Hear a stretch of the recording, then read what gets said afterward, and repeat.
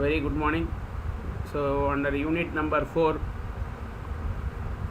we were discussing with respect to last class with respect to pressure sensors. So sensors even in robot we have discussed last class. Today let us start with temperature. There is a very popular IC which is used for measuring temperature. Then we will see about what is thermistor. Then we will discuss about RTD, then thermocouple. So all this comes under temperature measurement. Only there is some slight difference in their construction and working principle. Then we will move on to acoustic sensor. So acoustic is nothing but sound. So sound sensor, we will see what is a sound sensor is. Okay. So now let us start with an IC for temperature measurement. This is a very well known IC, LM35. So LM35 is a temperature sensor. It is a 3-terminal IC. So first is supply. You have to give supply to any electronic devices.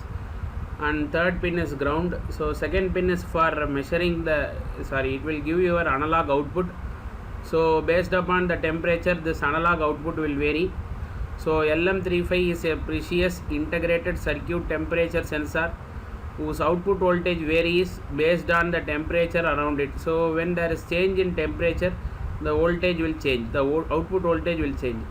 It is a small and cheap IC which can be used to measure temperature anywhere between -55 degree to 150 degree. So that much variation you can observe. So for each degree there will be a change of 0.01 or 10 millivolts. So 10 millivolts will be the change for the change in temperature. So the minimum and maximum input voltage you can give it as 35 volts to -2 volts. You can give it as your input, but typically we give only +5 volt as an input to your LM35. Can measure temperature ranges from -55 degree to 150 degree. That is what we have seen. Okay, next is the output voltage is directly proportional to temperature. So there is no need for any calibration, or there is no such like non-linear and all. It is very linear. So if there is a change in temperature, there will be change in voltage. The waveform will be linear. So the value which you are getting is very accurate. There will be rise of 10 millivolt, that is 0.01 for every 1 degree rise in temperature. So if there is 1 degree rise in temperature, let us assume from -55 to -54, then the change will be in 10 millivolts to 20 millivolts. So that is what is the level. Accuracy is plus or minus 0.5 degree accuracy is there. So even you say for 1 degree, there is even for 0.5 degree also there will be a change, that is 5 millivolts will be the change. So it is plus or minus 0.5 degree accuracy. Drain current is less than 60 microamps, which means the power consumed by the LM35 is very less, that is 60 microamps is the power current consumed. So it is low cost temperature sensor, small and suitable for remote application, where you want to place it for inside a furnace and all. You can place it and then from outside we can measure. Okay, the available in various configuration. CAN and all you will see when you go for embedded. CAN is controller area network. SOIC package is like a box like structure. All are available in case of LM35. Okay, so next one is thermistor, a temperature sensing element which measure the temperature according to change in resistance. So we have seen with the change in resistance we are able to measure all the things. Similar we have for temperature also, that we call it as thermistor. So if there is a change in temperature, that change in temperature will have a change in resistance, and this is how you try to measure. It is usually made up of synrite semiconductor material. They can or cannot be self-heated. Okay, they use ceramic or polymer material, which RTDs use pure metals. There is something called RTDs. Before RTD, here we see the material is coated with ceramic or polymer. Okay, they are available in various shapes like disc, rod and washer, etc. So symbol for thermistor is, we follow only European standard. We doesn't follow American standard or Japanese standard. So as per our, when you have a box, in that if you have a line, slanting line, then we denote it as thermistor. Whereas when you go for US or Japan standard, they draw the diagram like this: a resistor, a variable resistor with a T. This T is indicating it is thermistor. It is a variable resistor. See, they have drawn the symbol based upon the explanation: variation in temperature with respect to temperature. So that is how they have drawn. You can see they have drawn a resistor. They have put a line which is saying that it is variable, and for what it is varying is for temperature variation. So that is what they have put here. Okay, temperature variation. Then construction, I have told it is like bead is there, probe like structure is there, disc is there, and rod type structure is there. So when you say lead bead, it will be round like structure, glass coated bead. So inside you have a material. That material is nothing but the person whose resistance is going to vary based upon the temperature. It is coated with the glass, okay, in order to protect it. That's all. So even it is been put a glass and put over, you have put an additional protection which we call it as probe like structure. When you come to disc, you have just two lead. In center you will have a round like structure, okay, and rod is, we all know, when it is more length. All this based upon the application where you are going to use. Depending upon the application, the various types are being used. Then again, when you say there is variation in when there is a variation in resistance with respect to temperature, then you will have two type always. One is called positive temperature coefficient, another one is negative temperature coefficient. When you say positive temperature coefficient, for increase in temperature the resistance will also increase, okay. So increase in temperature will increase in resistance, that is called a positive temperature coefficient. In negative temperature coefficient, for increase in temperature resistance will fall. Usually we use negative temperature coefficient type of material because we need only that. If the temperature increases, resistance falls, automatically current flow will increase. So increase in current flow is because of increase in temperature. That is easy for us to use it in our application. But both the types are available, that is positive temperature coefficient as well as negative temperature coefficients are available.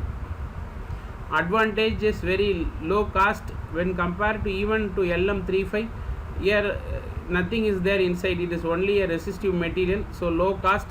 It is high sensitive, small in size, good stability, high output signal, easy to transport. All this thing is there, but there are some disadvantage. First disadvantage which is not there in case of LM35 is, in LM35 we told linear output, whereas it is non-linear output here. You can see here from the graph, see here this portion increases exponentially. So from this portion to this it increases exponentially. Thereafter it is going to saturation both in this end as well as in this end. So we cannot use it because it is not linear in nature. Similarly you can see here it decreases exponentially. Here we say increase exponentially, here it is decreasing exponentially, and you have a saturation both at this region. So the major disadvantage is the non-linear output, not suitable for high temperature measurement, require external power supply. Shielded cable should be used to minimize the interference, or the interference will also be read. Self-heating is there. All this is not there in LM35, whereas here you have this problem. Self-heating is, it will, since it is a material, it itself will try to transfer the heat. Application, we see there are two type of thermistor. One is positive temperature coefficient, another one is negative temperature coefficient. Positive temperature coefficient is used for current limiting device. So when temperature rises, what happens? Automatically current will reduce. So it is, that is why we call it as current limiting device. Timers, then motor, then self-regulator, heaters, all this use positive temperature coefficient. Negative is very low temperature thermometers, digital thermostat. Thermostat is nothing but you set for a particular temperature. If that temperature is achieved, then start your appliances, that we call it as thermostat. In-rush protection device and battery backup monitors. Temperature measurement using RTDs, this is the third one. So Sir William Siemens proposed used of platinum as an element in RTD. The classical resistance temperature detector construction using platinum was proposed by C.H. Mercy in 1932. He found the helical coil of platinum on a crossed mica web and mounted assembly is side glass tube. This construction minimized the strain on the wire while maximizing the resistance. This is same as what you say as thermistor, but the material used, that's all. The material used is platinum wire. So it was found that only in platinum they were able to measure the change in temperature with to change in value, so that is why they use. And one more thing is RTDs are made from platinum, and this platinum has a linear coefficient, whereas other are non-linear, where previously we have seen both positive and negative. They both are non-linear behavior, whereas the RTD which is made from platinums are positive, or they are linear in nature. The resistive thermostat or the sensor used to measure temperature by comparing the resistance of RTD element with the temperature. So how you are going to use this? You have to connect it to Wheatstone bridge. That is the case. Okay, this variation in temperature will have variation in resistance. This variation in resistance can be used in Wheatstone bridge. So I think we all know what is Wheatstone bridge. You will have 4 resistance and you will have an unknown resistance. For that unknown resistance, we will try to see the galvanometer deflection. From the current variation in current output, you will try to tell what is the resistance value.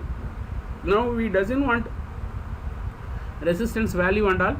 So resistance will change depending upon the temperature. So galvanometer deflection will change. So that we will identify what is the change in temperature. Okay. So you can see here, whereas when you take nickel or copper, nickel initially as linear, then it goes to saturation.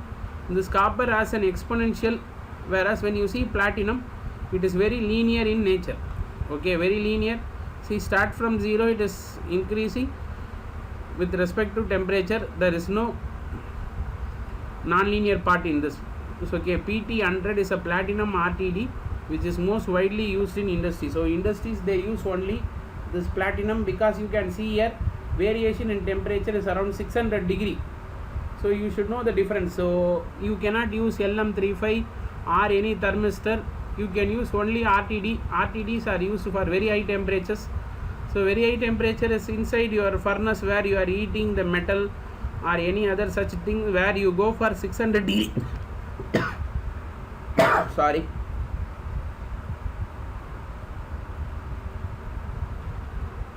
So the resistance of PT100 RTD is 100 ohms at 0 degree. So the resistance in temperature coefficient of platinum is 0.00392 degree. So you get more accurate, and it has been used in industry for very high temperature. The material used for RTD, there are some characteristics that must be processed by RTD components. High electric resistivity, so that the sensitivity element can be fabricated in a convenient size. High resistance temperature coefficient for high sensitivity. Linear resistance temperature relationship. No stage or phase change in responsible temperature range.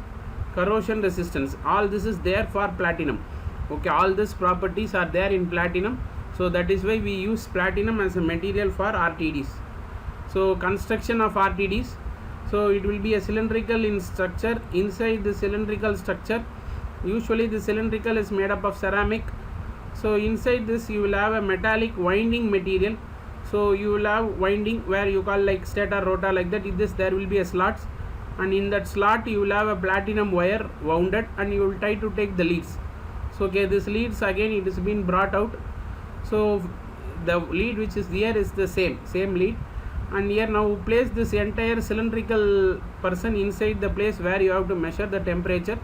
So this is how it has been constructed. Configuration, you have RTD has a 2 output, and that 2 output can be connected to 3 different configuration: 2 wire, 3 wire and 4 wire. In 2 wire it is very simple. The unknown resistance, usually see this is a Wheatstone bridge, you will have 4 resistance and 1 unknown resistance. Other 3 resistance we know. So if 3 resistance is known, the unknown resistance value is calculated. Now we don't want to know about resistance value and all.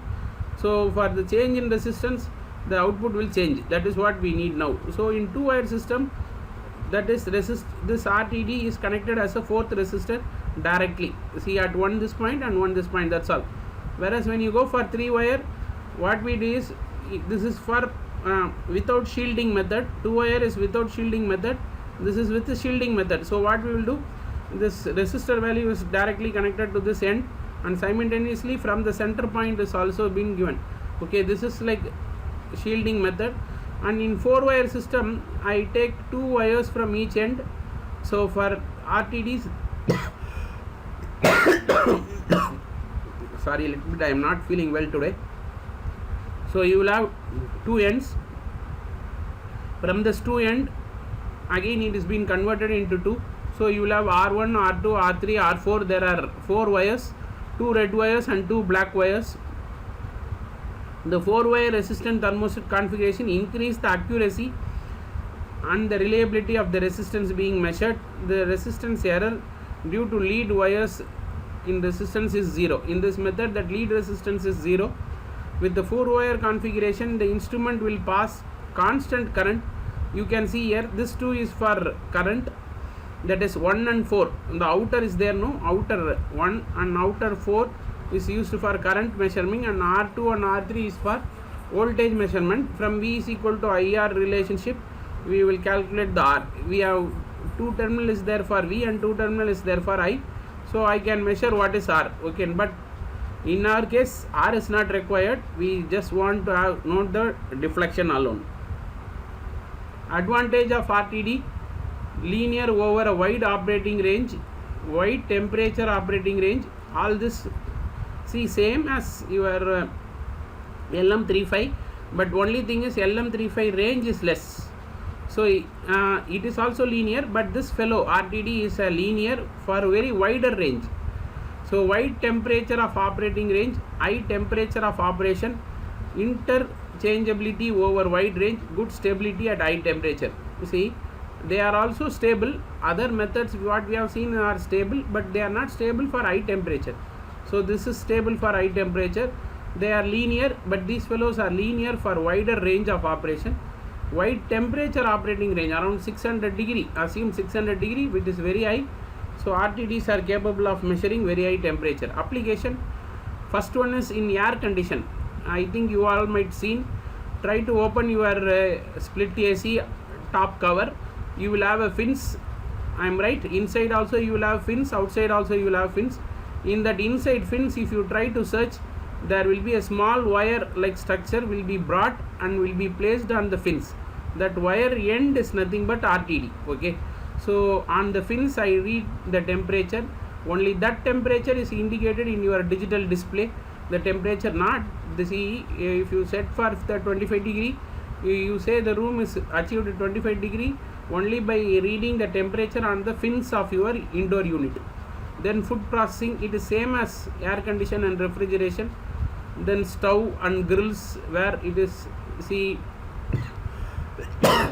air condition, refrigerator, food processing, it will be in lesser degree like 18 degree, 4 degrees. In even food processing we will go till 7 degree, 4 degree. So this first two application is for lower degree, and stove and grill is for very high degree. Then textile production, like where they mix the colors. Then plastic processing, where they go for molding. They will try to melt and they will try to form like molding. So there you go for RTD, because if you go beyond a particular temperature, plastic starts to burn. So it will burn, so you are not supposed to burn. So RTDs are placed to measure the temperature. Then petrochemical processing, like thermocol manufacturing, then like separation of petrol, diesel, all that thing you will go for petrochemical. Then microelectronics, air and gas and liquid temperature measurement. This is usually done in where you go for liquid is like petrol transfer and all. There we will try to keep measuring the temperatures. Then exhaust gas temperature measurement, that is usually done in cement industries and all. Then comes your person called thermocouple. So thermocouple is slightly different. Here I use two different types of material like metals and brought together. So when there is two different metal kept at the same degree, we'll experience a difference, and this difference is measured, and that with the help of the difference we try to tell the temperature. That is called thermocouple. A thermocouple is a temperature measuring device consisting two dissimilar conductor. You should need conductor that contact each other at one or more spot. Now for simplicity we say one spot. There are two spot, three spot is also there. It produces a voltage when the temperature of one of the spot differ from the reference temperature at other part. See, this is taken as reference temperature and this is taken as very high temperature. So one side very low temperature, one side very high temperature. There are two different metal, so there will be a temperature difference between these two metal. So temperature difference is being measured as a in terms of electricity. Okay, the EMF generated by Seebeck effect, we will see what is Seebeck effect, is due to temperature gradient along the wires. Temperature gradient along the wires. The EMF is generated at the junction between the two dissimilar wires. There are two dissimilar wire. One is like you can see here.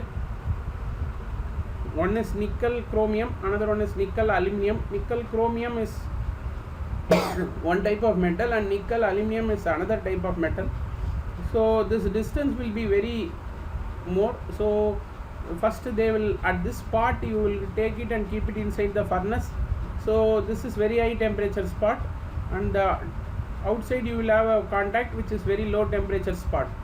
So when there is two difference in temperature, then this two different material will try to get heat up at a different, the change in difference will be measured here in terms of millivolts. Okay, that how you try to measure the EMF. I will have one thing called as reference temperature, then measured temperature. So that is what I told. This part you will place near the place where you want to measure. You will have some distance between the measured temperature area and reference temperature area, and you can measure a millivolts ammeter you will keep and try to read your voltage value. So this portion and this portion there will be a change, and the change in we used to read. Okay, so the principle of operation thermocouples is based on the principle that two wire made of dissimilar material connected to either end will generate a potential difference between the two ends. That is the function of material and the temperature difference between the two ends, which is called a Seebeck effect. That is called as a Seebeck effect. You have just 1 minute.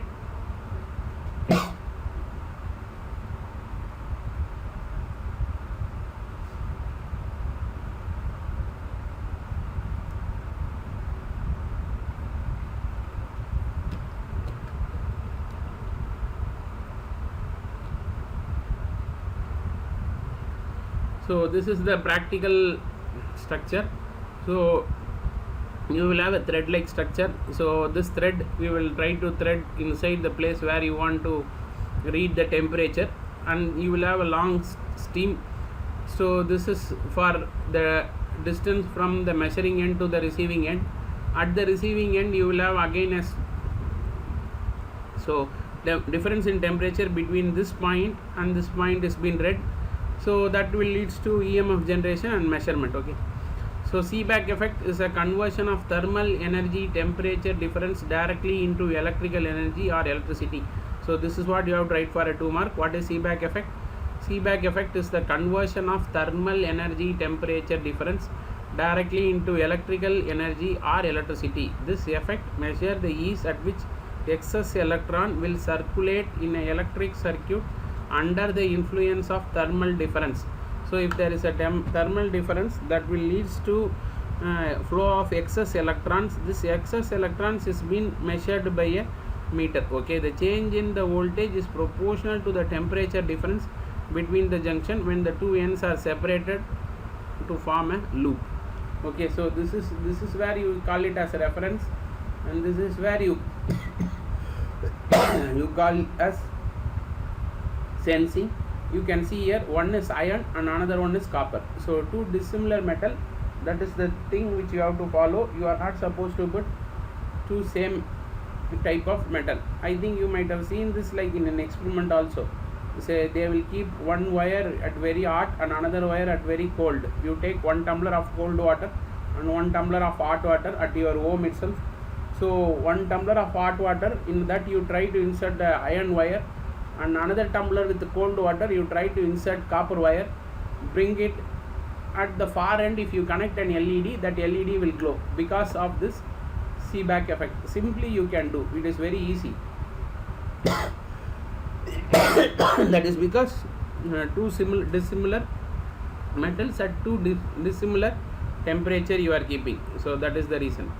So there are different types of thermocouple like J, K, N, E, T. All they have their Seebeck coefficient, millivolts per degree.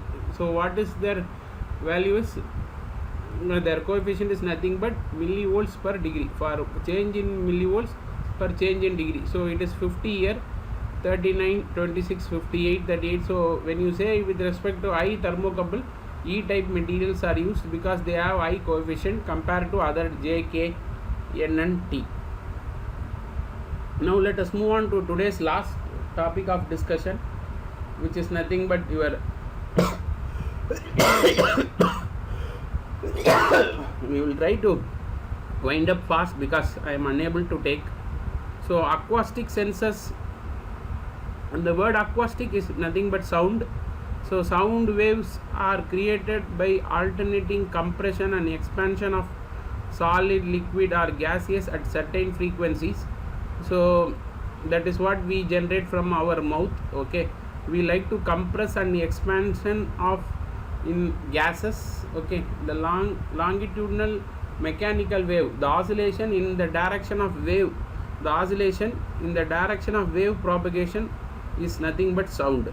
So the hearable sound range is between 20 Hertz to 20 kilohertz based on only to our hearing ability. There are some animals which can hear beyond 20 kilohertz also, and there are some which can hear below 20 is there also possible. So less than 20 we call it as infrasound, which cannot be measured by humans, but dogs can measure. Okay, so animals like dogs, they can even listen less than 20 hertz also. A sensor used to measure an environment and convert this information into digital or analogous data signal that can be interpreted by computer or observer. We call it as acoustic sensor. An acoustic wave sensor is an electronic device that can measure sound level. They are called acoustic wave sensor because detection of mechanical in the mechanical wave. It's because sound wave is not an electrical wave, sound wave is a mechanical wave. That is why we repeatedly say mechanical. Don't confuse. The sound waves does not come under electrical because you don't have any electrical energy and all. It is only compression and expansion we have told. So it is only mechanical. So acoustic will always comes under mechanical. Okay, when an acoustic wave travel through a certain material or along the surface of material, it is influenced by different material property and obstacle its travel through. So when they travel, they get obstructed. I think you can see this. Put a table fan, try to sit before the table fan and try to speak. So you can see due to that wind flow from your table fan, your voice will get changed. So your voice gets modulated. So that is what they say. When acoustic wave travel through a certain material or along the surface of the material, it is influenced by the different material property and obstacles it travels through. Any change in characteristics of traveling path affected the velocity. So obviously when you talk before fan, your sound changes. You cannot make your sound to be same because it has been obstructed by some fellow. So the traveling path will change, the velocity will change and the amplitude of the wave will change. These characteristics are translated in digital signal output using a transducer. So now we will see that only the transducer, that is the part we need. We doesn't go into that more about mechanical wave propagation and all. We doesn't want how the wave propagate or how it has been modulated or how it has been distracted or how the frequency is varied. All that thing we doesn't require. We want to capture the sound wave and generate electrical signal. Okay, so you will have metal lines. This metal lines, in between this metal line I base piezoelectric crystals. So we all know piezoelectric crystal, when you give electrical signal, it starts vibrating. Now in air there is some vibration, so place this piezoelectric before that vibration, so this mechanical vibration will come and hit your piezoelectric crystal. So based upon the frequency and the velocity of your mechanical vibration, piezoelectric crystal will try to generate the electrical output. So that's all. So acoustic sensor is nothing but using a piezoelectric crystal.